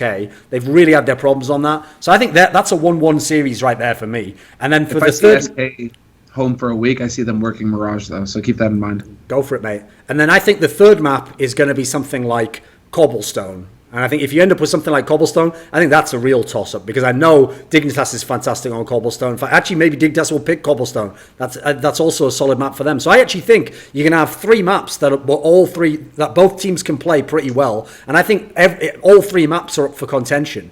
So as a result, I'm actually going with the guys from Dignitas because despite what you've just seen with the bad poor tournament, I think they have a more reliable core of star players than the SK guys do. I think SK lives and dies by Fallen and Cold Zero. And you're not going to have Train to automatically get a free win.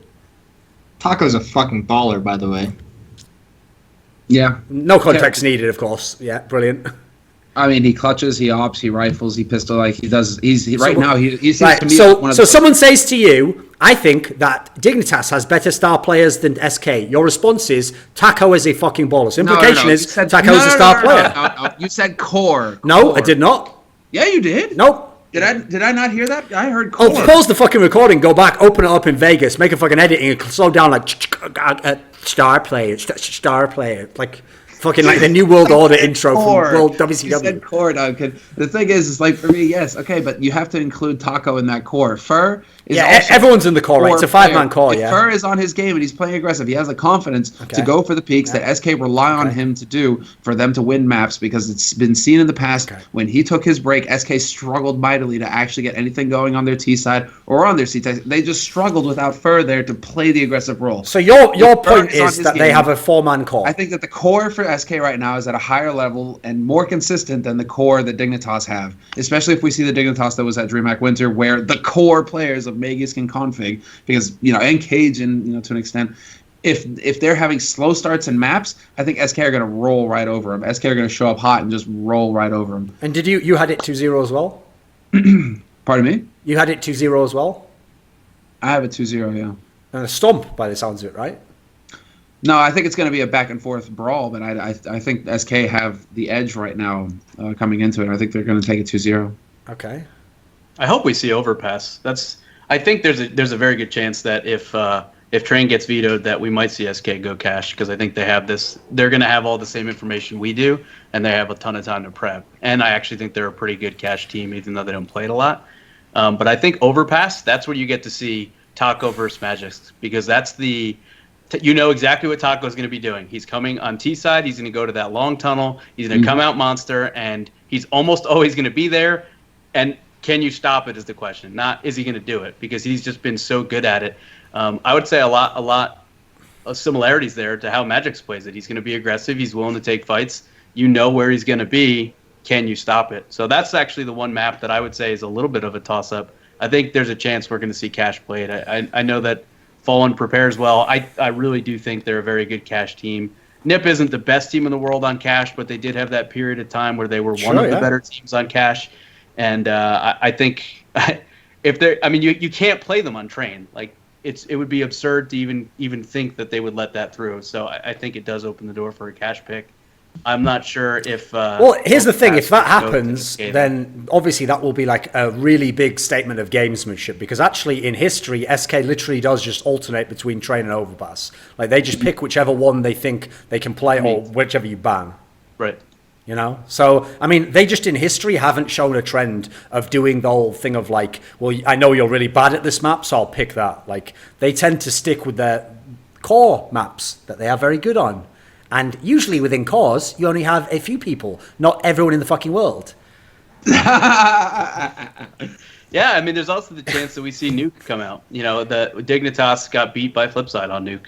Well, that's the big question, is whether or not SK is going to ban Nuke. Now, the reason I think they do is because, like I say, Dig was one of the first teams to pioneer the Nuke. And you saw that in the semis and the final of Oakland. They switched up to Nuke bans just because they were like, we'll play anything. In fact, they thought to themselves, sure, we don't like Cash, but if we're this bad on Nuke, then why not just fucking play Cash instead, But that's where I think Fallen can shine, right? If they go offline for a week and they say, okay, we're going to dissect this map, I think that's where you'd see some new things. And the question is, would they work? I would tend to say with the star players that they have on that team in Fallen and Coldzera, and I'll say Taco for Moses' sake, I think that there's a good chance that if they were to play, Nuke, take one away. if they were to play Nuke, it would look completely different and potentially dominant, because that's when they approach the game of like, let's take a map and actually like break it apart and understand not only like the needs, but let's look at how other teams play it and how we can leverage players like Taco. Probably send Taco. I don't even think send him out or send him towards the ramp. I feel like a lot of teams in this version of Okay, Ryu, you set me up for the epic prediction here. If they do pick Nuke rather, like if they let Nuke through and Nuke is played, then in that world, I'm even taking Dignitas even harder. I think they're definitely taking Nuke. So I think, like at Cash, there's a chance. Wait, why is Nuke getting through all of a sudden? Because like he's just said, if SK decided offline they're just going to practice Nuke and allow that to be played, because they're going to have to practice Nuke or Cash, right? If they decide not to go with the ban of Nuke and stick with the Cash ban, then maybe Nuke gets picked in that scenario. It's not ridiculous. There's no way that Fallen does not that he bans Cash for MSL. Like there can't be a way that actually happens. Mate, teams do this shit. Historically, SK plays to their strengths, not to their opponent's weakness. That's what I'm saying, yeah. But I think if I'm Fallen right now, I'd be making a lot more money. But I would sit back and unethically, but yeah, keep going. I would sit back and say, like, okay, they have been traveling nonstop. They haven't been able to change anything. They're already struggling. We saw Flipside beat them on Nuke. I'm going to know everything that they do. I'm going to prep, and I'm going to say, we're picking Cash. I'm letting Nuke stay alive, and I'll ban something else and be willing to take that risk. Or at the very least, ban Nuke, play Cash, because you know they don't play it. You play it pretty well. Like, there's a big opening here. I think that there's an opportunity for Fallen to just say, like, okay, well, yeah, normally we would play to the maps that we're best at, but we overlap on some maps. Sure. What map are they really shitty at that we're pretty good at? Oh, they don't even play that one? We're going with that one because we know that they won't play us on train. Could well be, but my problem with that is I hate the idea of picking a map that you yourself aren't super strong on, because there's no comfort there. Like, if you start getting rocked on Cash, oh, what's that? Mirage is coming next. Haven't we been shitting Lebed on that recently? Oh, now I have got what is called Le Fear. Oh my God, help me. I'm choking. Help me. But do they recognize that early, right? Do they not just, like, the day of the event decide we're going to play Cash, but has this decision been made? Sure. And they're looking at it and saying, okay, well, we've been drilling it this entire week. We've got a short 4-hour flight. We'll finalize our game plan on it, and then we're going to come in and, you know, treat it like we're Kaboom, and it's the first time the international scene is watching us on Mirage. And like, turn Cash into that. Here's the thing I'll say on behalf of SK as to why they certainly have a chance to win this series, is that, first of all, they'll have the best player in the server. Like, Cold Zero is playing unreal at the moment. Like, even in the loss against Nip, like, I still think you can make a case he was, like, the best player in that whole tournament. Like, he was absolutely on fire.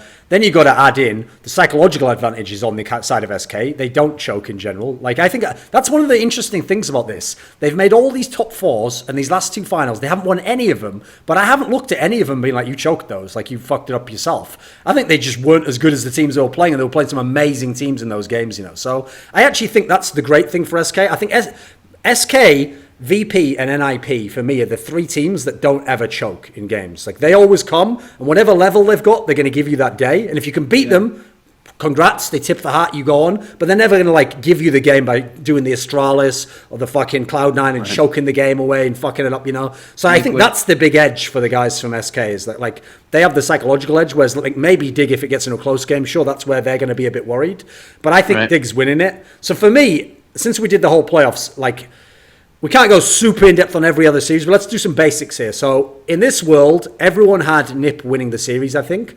So that would be Nip versus, for you guys, it's Nip versus SK. So it's a rematch of the Oakland final. How do you think the semis would go there? Let's not go too in-depth on it. It can't be like a 5-hour episode, but give me your thoughts. A rematch of the Oakland final. I would take SK in a rematch. I don't see SK losing twice to NIP, and I think as well, I think if Forrest isn't as hot as he was heading into Oakland finals, they lose that anyways. So I'm just going to put my money on Forrest not being equally as dominant as he was at Oakland, and having a little bit of an NIP drop-off, and I would just take SK to win that. Pretty much for those reasons, seconded. Yeah, I think the other player that I think played, maybe punched a little bit above his weight class, was Pitt at that event, and I don't know that we'll have those two playing at the level that we saw. So I would also choose SK to move on to the final. Yeah, I actually think it's an SK win there. Like, for example, I think they probably applied the same strategy. I think they probably just banned Nuke on this one and let Cash do it again like they did, because it worked from before. And here's the thing. I would say, logically, NIP should have learned their lesson and should ban Train and go, I will not play Train. Why the fuck would I? But since it's NIP, I don't think they will do that. I mean, the reason why it doesn't make any sense is because the map Nip's banning is fucking Mirage. It's a map that SK's not good on at the moment. They're having issues, so let it through. They're not going to pick it in theory. But I think that classic exist ban, they will just ban out, like, the map that the team doesn't want to fucking play and then play them on the strongest. So there's 1-0, and then you're in a world where it's like, sure, you have a chance on Cash, you should probably win that, but here's the difference, is when it goes to, like, the Cobble or Overpass, the last map, probably Cobble again, I think SK wins that most days of the week, mate. I was amazed that Nip did that. That was like straight Nick Magic, classic throwback shit, you know? So I can't see that happening again. If it was Dignitas that beats SK in the first round, do you take Dig over NIP? Yeah, here's the thing. If Dig beats SK, which I have happening, I think it's Dig VP in the final. So it's a rematch of Epicenter. The difference is, before I saw what happened at Dreamhack, I was going to take Dig to win that as well. I was like, if they can play their best. The difference is, if they make it versus VP, I've got to edge it to VP now. Because the difference is, I haven't seen VP like really drop off on LAN. Whereas Dig, Like, here's the thing. If you're going to beat SK and an NIP and VP, all three of my mentally strong teams, you're probably going to have to have radically changed something. So I can't give you 3 wins over them and be like, you're never going to choke ever. So I'll say they lose to VP in the final. Something to keep in mind as well is that May's boy has exams right now. So it is something to keep in mind. He is one of those guys who's still kind of in school right now. He's like remote school, whatever, but apparently like this is crunch time for him. So like all the travel plus the matches, plus apparently like he's got a few things that he's sorting outside of the game as well for school. So he's not actually able to put the time in. Even if he was at home with his own PC, with the PC setup, with the training, everything ideal, like he wouldn't be able to put in as much time as he would in peak performance sort of level. So something to keep in mind as well there coming into Dig. So, okay. Well, let's just say, like, all of you guys at the moment have SK VP as the final. I had Dig as a VP. So if SK plays VP in the final, obviously we've seen this matchup a lot recently. Who wins? It's the one that we were denied in ELEAGUE Season 1, right? So, I mean, we have to get it here. Like, this is true. It has to happen. And in that case... I mean, some would say the match we were denied in ELEAGUE Season 1 was Luminosity versus Virtus.pro. And denied by Fallen, Taco, that baller, Fur, FNX, and Cold Zero. So... There we go. Like, come on then, give me an answer. Who's going to win SKVP? Oh, man. VP defend their title. I mean, it's like I said with VP earlier. I want to see how they would play, how they start playing in this tournament before I make that prediction. But I mean, I think I would at the moment saying that they're going to play the way we've seen them at recent tournaments. I'll take VP, but I think it is going to be a question of seeing them this week actually start playing before you can actually make that judgment for real. If they make it that deep, this warm-up period that they needed, right, the first couple of days getting into it, will be good enough to get them into peak performance for the finals. All right. That's also the sexy storyline for either Dignitas or NIP or SK, though, on the other side of the bracket, though. Like, for example, at the moment, SK have shown this tendency to go deep but then lose. But if SK can beat Dignitas, then NIP, and then play VP, then maybe they can win the fucking tournament. I think anyone who comes out the top side of the bracket isn't, like, going to just get smashed by VP. Is favored for sure, yeah. I think Dig will get smashed by VP. That's because you don't even have them getting out the first round, so it doesn't make any sense. Okay. So what you're saying is, so here's your brilliant analysis, Jason. So if something that I said wouldn't happen was to happen, listen, if something I said definitely wouldn't happen, happened, then what I now say will happen. Well, that makes a lot of fucking sense, doesn't it? In your world, they could never play it because they couldn't get out of the first round. Can I not judge hypothetical situations? Your whole life's a fucking hypothetical situation, and I want to bring it to reality. With the fucking razor of logic across your throat, motherfucker. I'm so tilted right now. right, Ryu, come on, talk to me. SK versus VP. I would pick VP. And I would hope, and I know it's such a risk right now, I would hope to see them play SK on Train. I think I would enjoy watching VP versus SK on Train in the finals, defending their title. I think it would be fun. What wouldn't happen? They wouldn't play them on Train? VP's been banning Train against SK. I would like to see it happen. I don't know that it would. I think it's they did it a while back and to let SK play Train. Right? I don't think there's many teams that would ever even consider that in the current state of the game to let SK continue to dominate on Train. I would love to watch that though. So I don't know. Ever since VPB got like really, really good again, like I think it's because of Neo's calling. They've been a little bit more like slow paced. They like lost that like explosive feel to themselves on Train, of that explosive outer yard execute. And ever since, I mean, they'll play it against other teams, but against SK, they just flat out have been banning it last couple times they've met. You can't really blame. No, they haven't. Hmm? They haven't. They played it in the last 2 series. When? They played it in the semi-final of Epicenter Moscow and got 16-1 stomped, and then they played it at ESL New York and got 16-8 stomped. Yeah, I realise in the tournaments in your mind that took place, they banned it, but again, that's hypothetical. They have banned it against SK. They have banned it. Was it a hypothetical? Where it was. There wasn't any tournaments. The last tournament they played was Epicenter. Yes, Duggan, I realize it. You can't. Well, tell me then, Daddy, which tournaments did they not play in and ban it against him? Fucking hell. You're out of control now. Rein this motherfucker. Put a dog collar on that guy and a fucking muzzle. I can't handle it. Semmler, he's talking about tournaments that didn't even happen. I'm trying to remember when I saw them banned. I'll figure it out. Oh, I'll I get back to know. you. It's probably because Immortals played, and they all look the same Brazilians, don't they? That's what you always say. What's it? I know.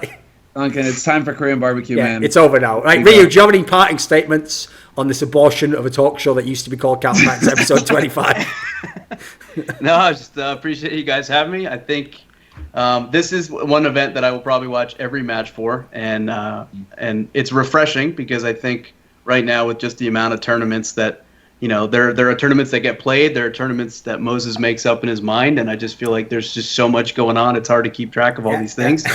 And this is one that I feel like the quality of the competition is pretty high caliber. There should be some great matches. I'm looking forward to watching it. And again, thanks for having me on. Yeah. In summation, fuck Moses' mind.